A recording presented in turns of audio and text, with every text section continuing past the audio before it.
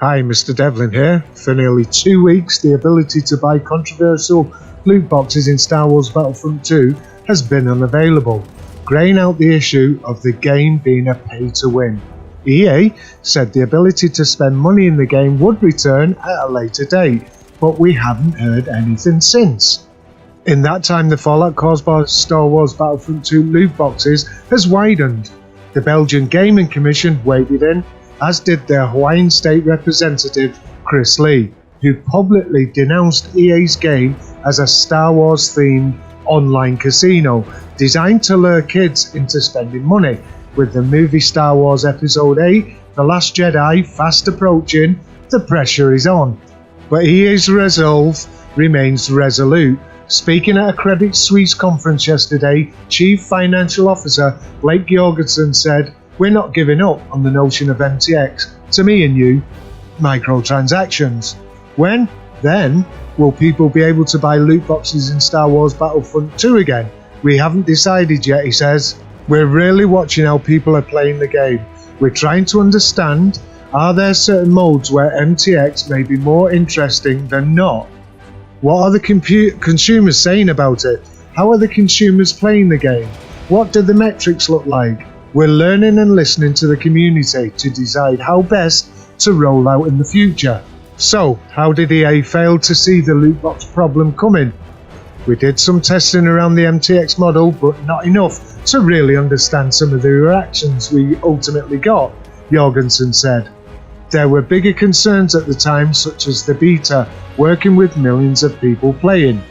We pulled off on the MTX because the real issue the consumer had was they felt it was pay-to-win mechanic." He added, "The reality is there's different types of players in games. Some people have more money than time, and some people have more time than money, and you want to also always balance these two. For us," he said, "it's a great learning experience. We're trying to run the company with an ear to the consumer at all times, not only in the testing phase, but when the game is up and running. We're trying to build games that last for years, not months. If we're not making mistakes along the way and learning from them, that's when you should worry about us. But our view is that these are great opportunities for us to continue to tune the game to adjust things. To fix Star Wars Battlefront 2, I would pull all star card abilities, character abilities, out of loot boxes so there is no way to buy progression in the game.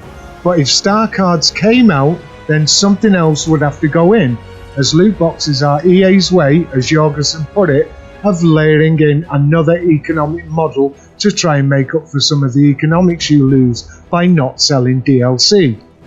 The obvious solution is adding more character customization options, more costumes, races, etc. Because for all the imagination poured into this aspect of Star Wars over the decades, Battlefront 2 displays very little of it. And there's hope. We certainly might be able to do that, Jorgensen said. He went on, "The one thing we're very focused on, and Lucasfilm is extremely focused on, is not violating the canon of Star Wars. It's an amazing brand that's been built over many, many years. If you did a bunch of cosmetic things, you might start to violate the canon. Darth Vader in white probably doesn't make sense versus in black. Not to mention, you probably don't want Darth Vader in pink. No offense to pink, but I don't think that's right in the canon. There might be things we can do cosmetically, and we're working with Lucas on that. But coming into it, it wasn't as easy as if we were just building a game round our own IP, where it didn't really matter. It matters in Star Wars, because Star Wars fans want realism, but Star Wars fans also may want to tailor things, different colour lightsabers, things like that, so you may see something like that. Mind you, a wider variety of customization options might already be in the game. One enterprising sleuth by the name of Uninspired Zebra managed to uncover a hidden character customization menu in Star Wars Battlefront 2, although it's not clear how.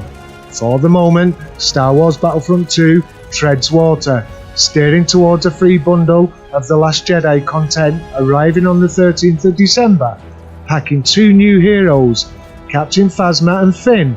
Will EA attempt to reintegrate microtransactions for that? Or will it wait till after? Don't forget to like, subscribe, press the bell icon ticket so you get notifications of when we're posting new videos. And this is Mr. Devlin, out.